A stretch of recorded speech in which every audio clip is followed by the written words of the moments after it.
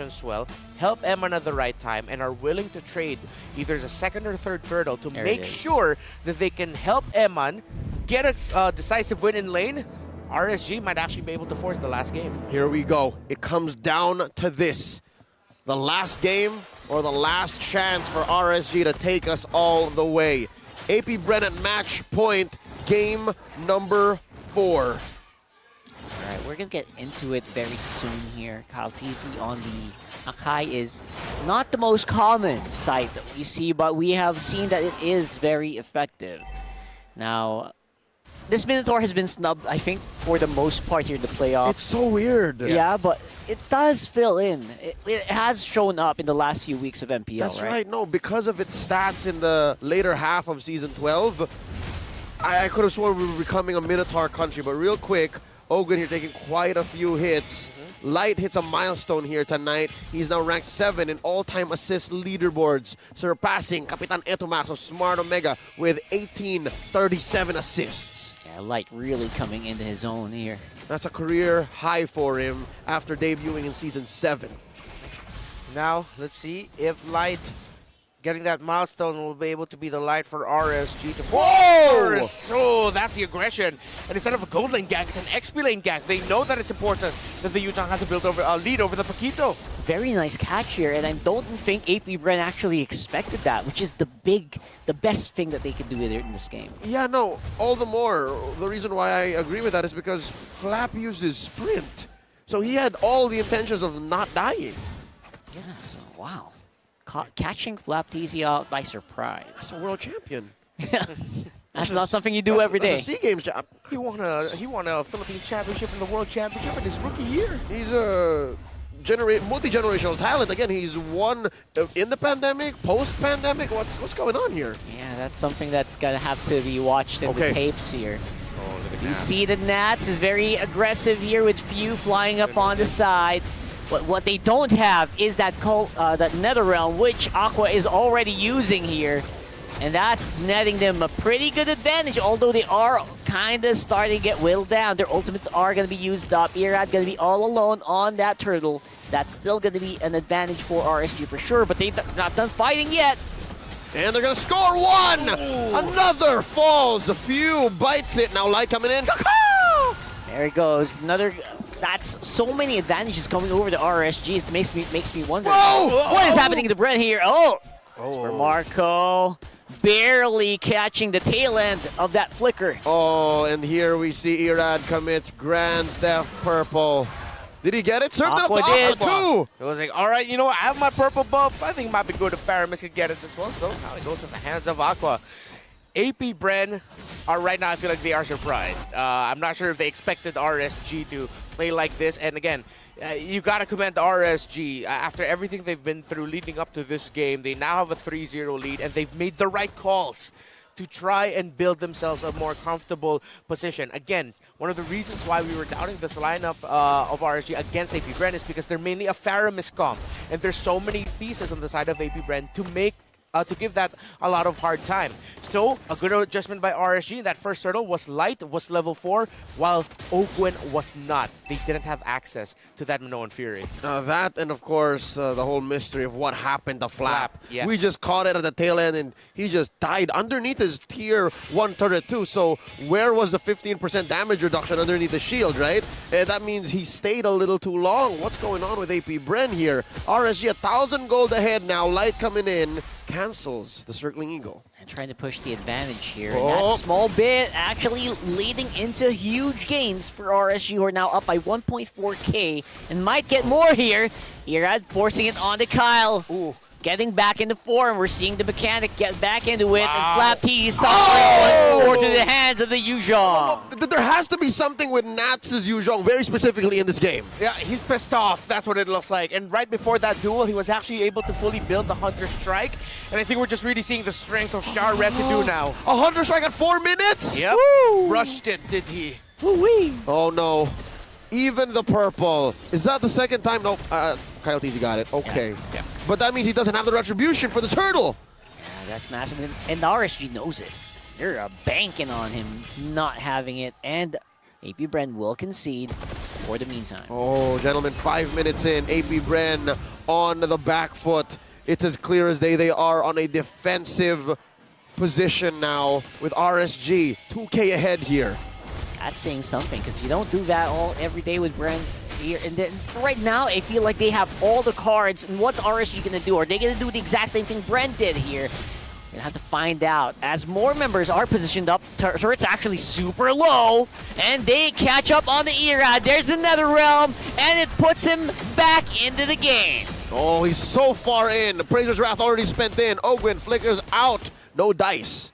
Yeah, guiding wind as well, just to make sure Erad's alive, and we are back on the reset. And they're still here. RSG is forcing the issue. Yeah, this turret's going to go down for sure. Whatever they did, especially after Game 3 with an extended time to reset and provided for both teams, what a hell of a reset they've shown us. At this point, Nath is just straight up bullying Flapteezy. It's way past the laning phase, but it's like RSG and Nats is telling Flap, hey, is it really past the laning phase? I don't want this to end yet. I'm having a lot of fun here, Flap. Again, it was a rush there onto the Hunter Strike, and it's working wonders. Those 2 deaths onto Flapteezy. A hell of an adjustment by RSG. And normally we'd see this Paquita already be cutting lanes, but we're not seeing that today. Uh-oh. Oh, Kalteezy could be in trouble here. Forces a heavy spin as well. Oh, that's a DHS if I've ever seen one. Defensive heavy spin now. The Black Dragon form. They're flying it in here. Nats finds a target, but Netherrealm activated by Captain Few means that he's going to live, but the turret will not. Aqua ready here as well. Erad forcing it up. Turret on the bottom side. Consolation prize for AP Bren. All right, AP Bren here. They are just protecting themselves now. They understand about 7 minutes in, might be too late, that RSG means business. Can't mess around. And again, how RSG handled that first turtle, the fact that with a slight level gap, advantage rather, for life over Ogre now for this last. Let's see if AP Bren can at least get this. They're trying to break it down here on this turtle. Half HP right now. Kalteezy positioned up here. Erad, what's the call going to be? It is going to be the call onto Nats. What's the retribution looking like? It's still going to go to Erad. Everyone going up in the air, but the damage is something that RSG just does not care for. Ogwin very low. It's popped here by Ammon. Where is the backup? It's looking really grim here for AP Bren. Flapteezy on the sides just does not have the damage to duel it out against Nats. Oh, he dashes on out of there. Cyclone Eye through, and just like that, RSG going in deep, taking down Tier 2 up top. Very surgical. We thought they couldn't do it, but here they are, RSG. It was a huge mental mountain to climb, and they are flying up the mountain. AP Bren, they crafted this lineup to mess up a Faramis comp, but right now they're the ones getting messed up, and I really have to commend here what Nats has done in his impact in this game, effectively shutting down Flap, his presence in the game, timing, positioning, the Petri, the combo. Just a hell of a game here. Yeah. This isn't Nats entertainment. This isn't entertaining. This is nasty that we're seeing. Well, what better way to fly than with a Matilda? You know, that's what I'm saying. And the dragon. And the dragon. Yeah, they're just closing the gaps, man. They're getting what needs to be brought to where it needs to be. And that's what put them about 5K ahead here, under 9 minutes. And they are living in AP Bren's side of the map in the jungle. Kalteezy's struggling to even get his own orange. It's just about as good as it gets here. Oh, that's miserable. Kalteezy got it. Forcing it out here. Oh, Erad scored. Woo! And the backup is here. Didn't really need to spend anything here. Lord control rate definitely in favor of Kyle, but in this game, that doesn't really matter as much. Man, oh man. AP Bren cannot contest. Not with the situation that they're looking at. Flapteezy, man, he's just assigned himself to this. It's a dirty job. Someone's got to do it. He's splitting the map. Man. Point, that's all he could do. Still only a BOD, only up to an endless battle, or still just trying to build it is Super Marco. Meanwhile, there is already a Berserker Tree and House Claws for this Bruno and RSG. Again, they've just done everything right. Everything that could have gone well for them did go great. Wow. And Flapteezy, though, It's going to open up that bottom lane. Second tower falls, but RSG, they don't care. At this point, they have a massive lead. They got a Lord with them. They're going to be able to get even more towers away from AP Bren with this push. Yep. Oh, RSG on a manhunt. They call it off. Yeah. Right. So right now, it seems to be like RSG, they're taking everything as much as they can, but AP Bren also trying to add a little bit of a mending to the wounds here. Yep. Get some of that gold back on their side. All right, truth be told, we've seen much worse situations. We've seen teams get buried like 8, 9K, 10K at the 10-minute mark. But here, I gotta be honest, it's so hard to see how AP Bren are gonna clap back. The way that their lineup works, they have to be proactive. Yeah. The next step here is just across the scale the other way back. They have to be inside their base and then punish RSG. From that kerfuffle in Game 3, now look at this. 11 minutes and counting. 6-0. Not a single kill for AP Bren. This has been all RSG. This is the growth. The greatest reset of all time is what we're witnessing right now.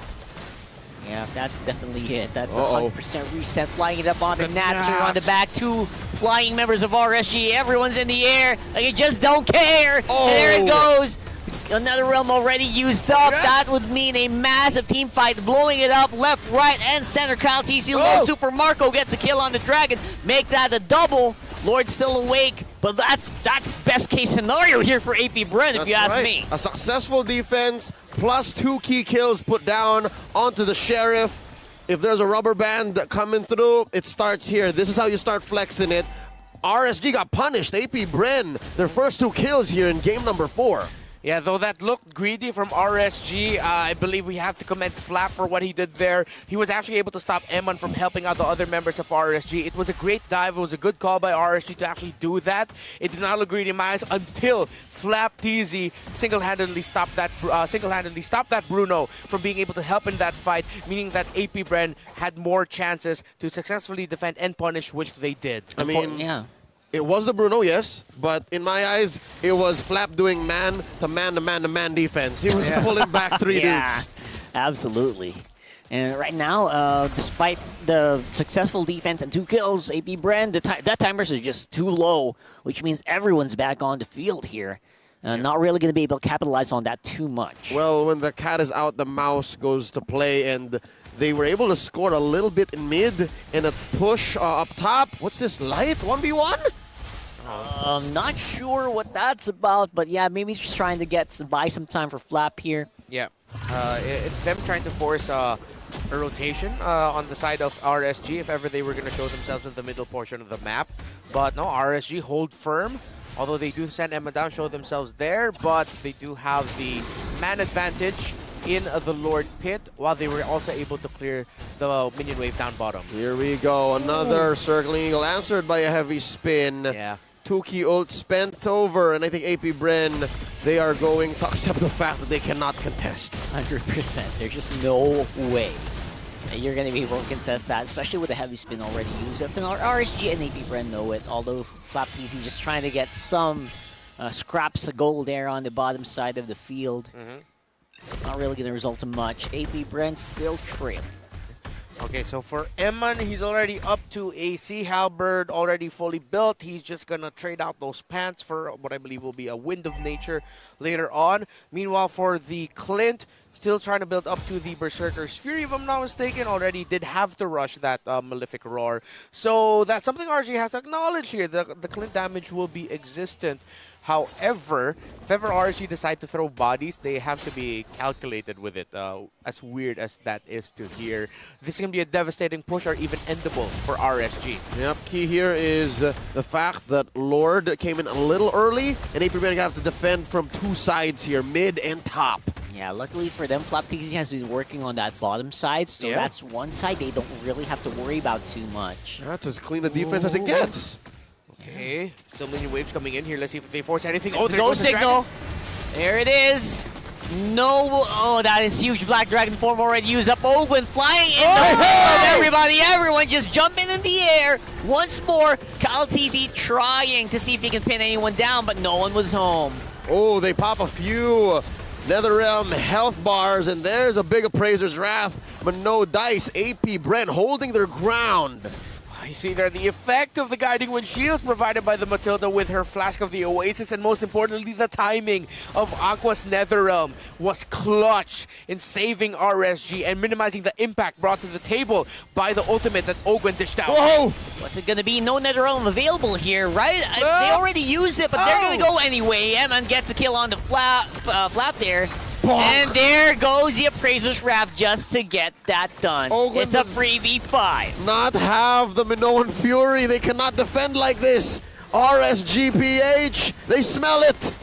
Yep, RSG looking for that tower Again? lock. Whoa, yeah! The Black Dragon forms up again! Victory That is could nigh. be it, especially with Netherrealm. Oh! Khaleesi with a hero push back into the turret range here, but that's not gonna hold for long. We got a game 5. This winning moment is brought to you by our official sponsor, FWD Life Insurance. It's as if Game 3 never even happened. We are down to sudden death. And of course, the audience here holding with us here in the EVM Convention Center. Man, they can feel it. You saw Butters there, the team correspondent for RGPH. We just witnessed the greatest reset of all time. Again, with everything that happened to RSGPH, they pulled away. They made what was supposed to be a draft difficult to pull